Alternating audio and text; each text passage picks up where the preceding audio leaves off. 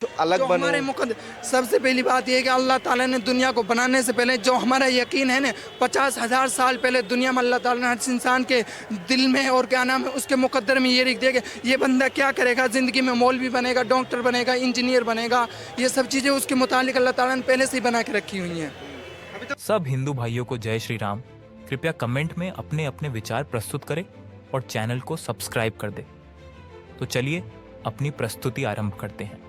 ये कितना खूबसूरत लग रहा है ना, माशाल्लाह। ऊपर वाले ने चाहा तो हम भी अपनी बेगम के साथ ऐसी आलीशान घर में रहेंगे।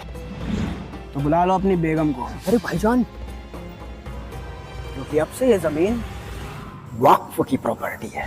ओ मियाँ, ये मेरे बाप दादाओं की भूमि है जिसके ऊपर खून पसीने की कमाई से बनाया हुआ मेरा घर है। नहीं था, क्योंकि अब से ये वक्फ बोर्ड का है। कौन सा बोर्ड? वक्फ बोर्ड यानी कि मैं जिस भी जमीन पर हाथ रखकर ये बोल दूं कि मेरा मानना है या मुझे लगता है कि ये जमीन आज या कई सालों पहले किसी मुसलमान के पास थी जिसने इसे वक्फ को दान कर दिया था, तो अब से उस जमीन पर अल्लाह का अधिकार है और उसकी देखरेख का काम हमारा है। क्या बात कर रहे हो भाईजान? क्या सबूत है तुम्हारे पास कि ये जमीन तुम्हारी है? हाँ हाँ, क्या सबूत है तुम्हारे पास इस जमीन की मलकियत का? इस जमीन का एक एक कागज मेरे पास है और अगर तुझे ऐसा लगता है कि ये जमीन तेरी है तो अपने कागज दिखा और ओनरशिप प्रूफ कर। मियाँ, इन्हें बताइए ना कि कागज तो हम ज्यादा दिखाते नहीं हैं, क्योंकि वक्फ एक्ट के सेक्शन 40 के तहत आपको ही अपनी जमीन की मलकियत का सबूत देना होगा, जो कि अगर आप नहीं दे पाए तो हमारा फैसला आखिरी होगा और आपको अपना ये घर खाली करना पड़ेगा। अबे होता कौन है तू फैसला सुनाने वाला? अब तू मुझे बताएगा कि ये घर मेरा है किसी और का है? तुझे तो मैं कोर्ट में देख लूंगा। नहीं देख पाओगे। मियाँ, इस खलीफा को तो सेक्शन 85 भी नहीं पता, जिसके हिसाब से वक्फ के मसलों में दूसरा कोई भी कोर्ट दखल अंदाजी नहीं कर सकता और ना ही तू वहाँ जा सकता है। और अगर मेरे फैसले से कोई भी दिक्कत है तो अपने कागज दिखाने हमारे ही वक्फ ट्रिब्यूनल में आ जाना। अबे कैसा एक्ट है यार ये? तेरे खिलाफ लड़ने के लिए तेरे ही लोगों के पास जाना पड़ेगा। अब यही तो कट है जिस पे दुनिया पट है। आ मेरी जान।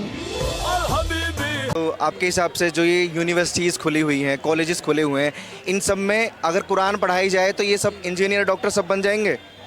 नहीं, इंजीनियर डॉक्टर सच बताना। देखो क्या सच बताना, कुरान से कोई डॉक्टर बन सकता है, कुरान पढ़ने से कोई इंजीनियर बन सकता है, कुरान पढ़ने से कोई पायलट बन सकता है, कोई पत्रकार बन सकता है। एक लैंग्वेज है, उसी तरीके से आपको उसकी जैसे दुनियावी डिग्री है ना वो उसके लिए हासिल करनी पड़ेगी। असल हमारे लिए कुरान पाक है, वो आखिरत कुछ हासिल नहीं करना। क्या आपको कुछ हासिल नहीं करना, सिर्फ भाषाओं का ज्ञान चाहिए आपको? आपको कोई साइंस, कोई टेक्नोलॉजी नहीं चाहिए? हमने ये कब कहा भाषा सीखनी हमें? आप ये बताइए, हमने कब कहा है आपको बनना क्या है बड़े होके? हमें बड़े होकर मौलाना बनना है, दुनिया का रहनुमा बनना है। कभी ख्वाहिश नहीं होती जैसे बाकी लोग डॉक्टर इंजीनियर बनते हैं, पायलट बनूं, कुछ अलग बनूं? हमारे सबसे पहली बात यह है कि अल्लाह ताला ने दुनिया को बनाने से पहले जो हमारा यकीन है ना 50,000 साल पहले दुनिया में अल्लाह ताला ने हर इंसान के दिल में और क्या नाम है उसके मुकद्दर में ये लिख दिया कि ये बंदा क्या करेगा, ज़िंदगी में मौलवी बनेगा, डॉक्टर बनेगा, इंजीनियर बनेगा। ये सब चीज़ें उसके मुतालिक अल्लाह ताला ने पहले से ही बना के रखी हुई हैं। एक बात बताइए, दिल्ली यूनिवर्सिटी है, वहाँ पे खालसा कॉलेज है, इतने सारे कॉलेज है, मिरांडा कॉलेज, जितने भी कॉलेजेस है, आपको उसके वहाँ का जाकर आंकड़ा देखेंगे ना, आर्ट्स फैकल्टी में कितने स्टूडेंट पढ़ते हैं? आप मुझे बताइए 24 आवर्स की जो आर्ट्स फैकल्टी ऑन की गई है वो कब की गई है, किसने की है? पता है आप लोगों को? आप लोग सिर्फ 2-3 मुद्दे को लेके बिल्कुल ऊपर कर देते हैं। जो मेन मुद्दे है ना, मेरे को आप तो पत्रकार है ना भाई साहब, आप मुझे बताइए ना कि दिल्ली में सिर्फ राम मंदिर और मस्जिद के अलावा या हिंदू मुस्लिम के अलावा आप बताइए कि कौन सा ऐसा नेतृत्व है? नीतू बिष्ट को अभी तक न्याय नहीं मिला। कितने महीने से बैठी हुई है वो लड़की?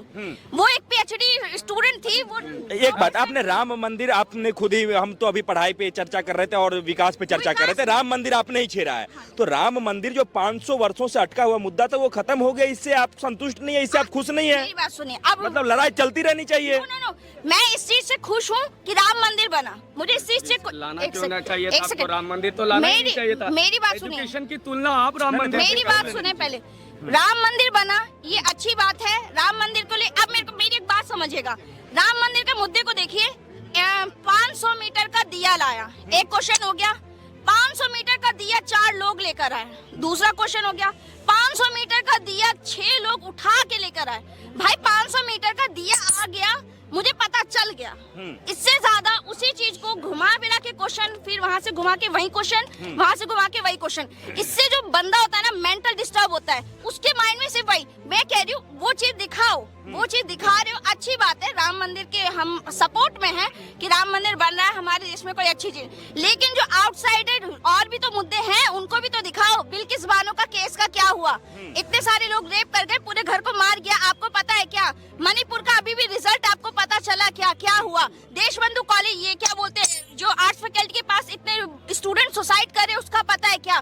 3 तारीख को जो कर्नाटक से यहाँ पे लड़कियां, उत्तर प्रदेश से लड़कियां रैली निकालते हुए, वो लड़कियां नहीं है, स्टूडेंट है, छात्रा है हर कॉलेज की, वो निकाल रही है, वो सारी बेवकूफ है। जितना भी चीजें आप बताइए, इसका निवारण क्या है? निवारण यही है कि आप मीडिया हमारे दिमाग में ना सिर्फ 2 ही 3 टॉपिक भर के रखी है, हिंदू मुस्लिम, हिंदू मुस्लिम, हिंदू मुस्लिम। विकास के नाम पे अगर पूछ लिया जाए तो किसी के पास कोई पता क्या रहेगा? 370 धारा हटा दी, राम मंदिर बनवा दिया, बाबरी मस्जिद की जगह दे दी, विकास के नाम पे यही बातें चिपकाए। फिर कहते हैं, अब मैं आपको बता देती हूँ, एजुकेशन के मामले में मुझे किसी बहुत बड़े वैज्ञानिक ने ना एक बात कही थी कि अगर किसी को लड़ाना हो या किसी को मुद्दों से भटकाना हो तो उसको मंदिर और मस्जिद के उसमें जकेड़ लो, वो बंदा अपने आप अपनी उससे हट जाएगा। ये सब दोगलापन है, मैं तेरा दोगलापन उतारता हूँ। अब आप थोप रही हैं। 2 मिनट इन्हें अगर महिला और तकलीफ है तो राजस्थान का इन्होंने नाम नहीं लिया, जहाँ पर महिला को इसलिए मारा जाता है क्योंकि वो कहती है, मुस्लिम महिला को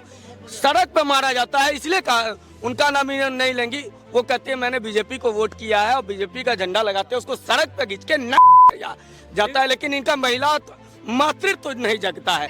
छत्तीसगढ़ में आपने नाम तक नहीं लिया, आपने 4 स्टेट गिनाए जहाँ पर बीजेपी की सरकार है और आपने राम मंदिर को चर्चा में लेके आया, देश में चर्चा नहीं थी। छत्तीसगढ़ में एक ड्राइवर, उसका सरकारी अधिकारी है जो मुख्यमंत्री के करीबी थे, उन्हीं के लोग डिप्टी कलेक्टर बन गए। इतना आंदोलन चल रहा है छत्तीसगढ़ में, एक बार इन्होंने छत्तीसगढ़ का नाम नहीं लिया। व्हाट्सएप की बात करते हैं और मीडिया की बात करते हैं, इन्होंने दिखाया कि व्हाट्सएप ग्रुप बना हुआ, व्हाट्सएप ग्रुप दिखाया इन्होंने, तो व्हाट्सएप ग्रुप से आप जब दिमाग भ्रमित हो रहे हैं, मीडिया नहीं, टीवी बंद कर दो।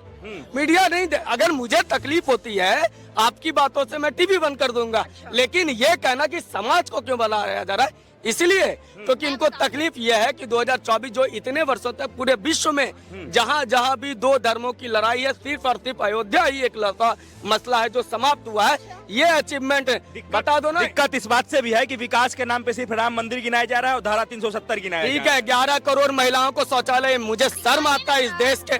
अच्छा, इनको दिखाने के लिए मैं कहता हूँ चलो अब देखो ये दिखना दिक्कत आ रही है, मैं दिखा देता हूँ। हाँ, अब बोलने दोगी, अब बोलने दोगी? अब सुन लो, जब महिलाएं सड़क पर लोटा लेके जा रही थी वो आज बंद हो गया, इनको नहीं दिख रहा है। जब हमारे घर में आर्सेनिक का पानी आता था, आज हर घर जल योजना आ गया, इनको दिखा ही नहीं। तो बताइए, दिख भर में देश की मीडिया कर रही है या इनका व्हाट्सएप ग्रुप कर रहा है?